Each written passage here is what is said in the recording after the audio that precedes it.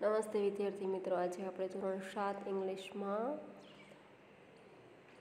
એનું યુનિટ છે ટેક્સ્ટ બુકમાં કમ્પ્લીટ થઈ ગયું હતું.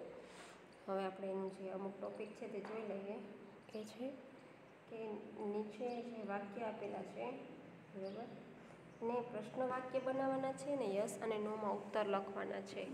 પ્રશ્ન વાક્ય બનાવી અને યસ નોમાં ઉત્તર લખવાના છે. તમને એક્ઝામ્પલ આપેલું છે. જો ગોપાલ આર મેંગોસ, તો આપણે શું પ્રશ્ન બનાવવાનો, ક્વેશ્ચન. તો કે ડીડ ગોપાલ ઇટ, એણે એટ લખ્યું, ગોપાલ એટ મેંગોસ, ઇટનું ભૂતકાળ એટ થાય. Did Gopal eat mangoes. જો આન્સર હામાં હોય તો યસ લગાડવાનું, યસ હી ડીડ. પણ અહીંયા આપણે બંને યુઝિંગ યસ એન્ડ નો બંનેથી બનાવવાના છે. યસ હી ડીડ અને નો હી ડીડન્ટ.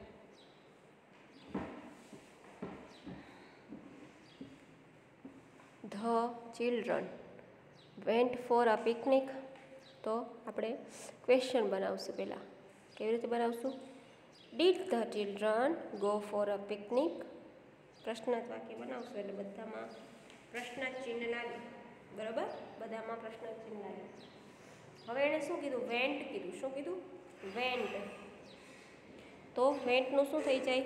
ગો. ગોનું ભૂતકાળ છે વેન્ટ અને અહીંયા છેલ્લે પ્રશ્નાર્થ ચિહ્ન આવે. પછી યસ ધે ડીડ. ધે શા માટે લાગ્યું? તો કે બાળકો, કેટલા બધા બાળકો છે એટલે તેઓ માટે ધે લાગ્યું. ત્યારબાદ દર્શન. હવે દર્શન છે એક જ વ્યક્તિ છે. દર્શન bought a new cycle. Boat ખરીદ્યું, એનું આપણે શું લગાડવાનું? મૂળરૂપ બાય. બાયનું બોટ થાય. બરાબર. Did Darshan buy a new bicycle. Yes he, Darshan છોકરો છે એના માટે હી લાગશે. Yes he did, no he didn't. The boys fought with each other, એની જગ્યાએ થઈ જશે fight. Did the boys fight with each other, એકબીજા સાથે બાંધતા હતા. યસ તે ડીડ. બોયઝ બહુવચન છે, જો ખાલી બોય નથી તો હી અહીંયા બોયઝ છે. ત્યારબાદ the teacher thought a new lesson. Did the teacher teach a new lesson. Yes they did, no they didn't. The farmer sat under the tree. Sat એનું મૂળરૂપ થશે સીટ. સેટ છે એ સીટનું ભૂતકાળ છે. Did the farmer sit under the tree, question mark તો કરવાનું જ છે. લાસ્ટમાં આવશે yes he did, no he didn't.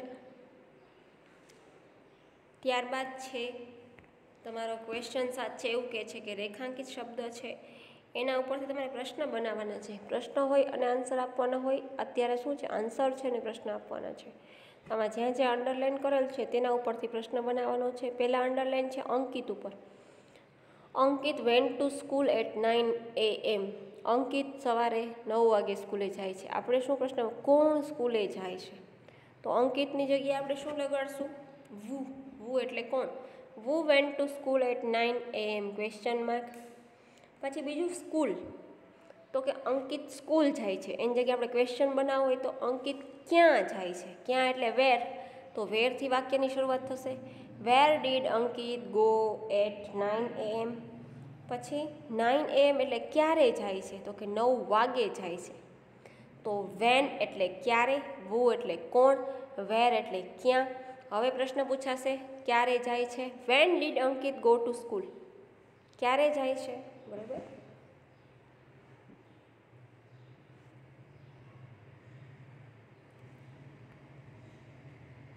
Harsha visited the school yesterday. હવે બે ઉપર અંડરલાઇન છે, હર્ષા ઉપર અને યસ્ટરડે ઉપર. તો હર્ષા છે વ્યક્તિનું નામ છે. કોણ યસ્ટરડે, કોણે વિઝિટ લીધી હતી સ્કૂલની યસ્ટરડે? તો કે વુ. વુ વિઝિટ ધ સ્કૂલ યસ્ટરડે. ત્યાં આવી જશે હર્ષા. બીજો ક્વેશ્ચન બનશે યસ્ટરડે, ક્યારે મુલાકાત લીધી હતી? ક્યારે? યસ્ટરડે એટલે ગઈકાલે.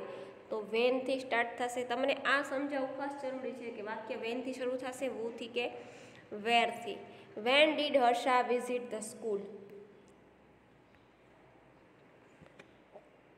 કિરણ bought some toys last week. Kiran છે અહીંયા આપણે વુથી પ્રશ્ન ચાલુ કરશું. ખાલી કિરણની જગ્યાએ વુ લખીને આખું જે સેન્ટેન્સ છે મૂકી દેવાનું. પછી ક્વેશ્ચન માર્ક. ટોયસ, શું લીધું, શું લીધું, બરાબર. તો કે ટોયસ લીધા, રમકડા લીધા. એટલે વોટ એટલે શું. What did Kiran buy last week, કિરણે ગયા વીકમાં શું લીધું. લાસ્ટ વીક એટલે ક્યારે લીધું, તો ક્યારે માટે વપરાશે when. When did Kiran buy some toys. ત્યારબાદ the gardener put the flowers in the vase. Gardener એટલે કોણ, વુથી પ્રશ્ન કે કોણે ફ્લાવર વાસમાં મૂક્યા. વોટ ડીડ શું મૂક્યું, તો કે ફ્લાવર્સ મૂક્યા એટલે વોટથી પ્રશ્ન આવશે. અને વાસ ક્યાં મૂક્યા, ક્યાં, ક્યાં એટલે વેરથી વાક્ય આવશે. Where did the gardener put the flowers, flowers એણે ક્યાં મૂક્યા. પછી છે Shirish. Shirish arrange the book in the cupboard in the morning. Shirish છે તે સવારના કપબોર્ડમાં બુક્સ ગોઠવે છે. શિરીષ છે એની જગ્યાએ વુ લાગશે એટલે કોણ ગોઠવે છે. Who arrange the book in the cupboard in the morning. પછી ધ બુક શું ગોઠવે છે, તો વોટથી વાક્ય શરૂ થશે. What did Shirish arrange the book, sorry શું મૂકે છે તો વોટ બુક્સ નીકળી જશે. What did Shirish arrange in the cupboard in the morning. અને ક્યાં મૂકે છે, તો કે કપબોર્ડમાં. Where did Shirish arrange the book in the cupboard. પછી પેરા આપેલો છે, એમાં અમુક વર્ડ ઓછા છે. આપણે જે વાતચીત થઈ છે નીરજ અને સતીશ વચ્ચે, એ નીરજ અને સતીશની વાતચીતને કાઉન્સમાં આપેલા શબ્દ વડે પૂર્ણ કરવાનો હોય. સંવાદ કહેવાય, અને સંવાદ પૂરો કરો. Neeraj, what are you doing. Satish, Neeraj આવીને એમ કહે છે તું શું કરે છે સતીશ. સતીશ, વેલ આઈ એમ સ્ટડિંગ. હું શું કરું છું, ભણી રહ્યો છું, સ્ટડી કરી રહ્યો છું. Neeraj, it's play badminton. Let, બરાબર, it's play badminton. Let's play, ચાલ આપણે બેડમિન્ટન રમીએ. લેટ્સ પ્લે બેડમિન્ટન, ચાલ આપણે બેડમિન્ટન રમીએ. Satish, no I don't want to play. મારે રમવું નથી. Neeraj, why not. શા માટે નથી રમવું. It's Sunday today. આજે તો રવિવાર છે. સતીશ, સો વોટ, તો શું થયું. Can't I study on a Sunday. શું હું રવિવારે સ્ટડી ન કરી શકું. Neeraj, of course you can. હા કરી શકે, શું કામ ન કરી શકે. But you can also play for some time. પણ તું હંમેશા મારી સાથે થોડી વાર રમતો હોય છે. Satish, no I really don't want to play. સતીશે કીધું સાચે ને આજે હું રમવા ઈચ્છતો નથી. Neeraj, okay as you wish. Neeraj શું કહે છે, ઓકે તારી ઈચ્છા. સતીશ કહે છે થેન્ક યુ.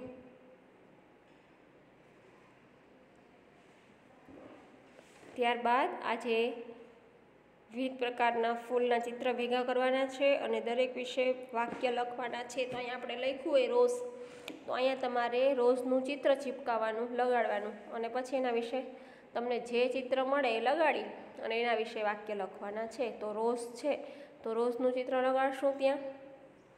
પછી એના વિશે આપણે લખી શકીએ the rose is red in colour. It has thorn in it. એમાં કાંટા હોય છે. It look beautiful. પણ એ કેવું હોય છે, બહુ જ સુંદર હોય છે. પછી લોટસ એટલે કે કમળ. The lotus is king of the flower. એ ફૂલોનો રાજા છે. It is white, yellow and pink colour. તે 3 કલરમાં હોય છે. યેલો પણ હોય છે, વ્હાઇટ પણ હોય છે અને પિંક પણ હોય છે. It grow in muddy water. તે કાદવમાં ઉગે છે. પછી છે jasmine. Jasmine is very beautiful flower. It give very nice fragrance. બરાબર, એમાંથી આપણને ખૂબ જ સરસ સ્મેલ આવે છે.